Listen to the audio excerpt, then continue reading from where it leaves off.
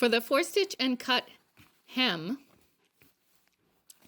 thread mark the finish line with a big basting stitch by machine if you can, and then run a gathering line close to the edge.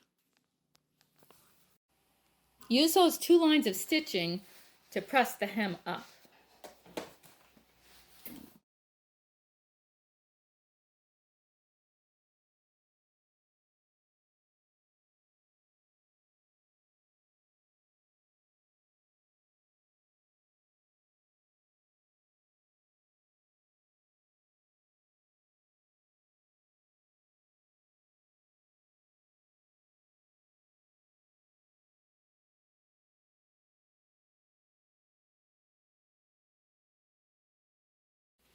Stitch 1/8 inch from the edge.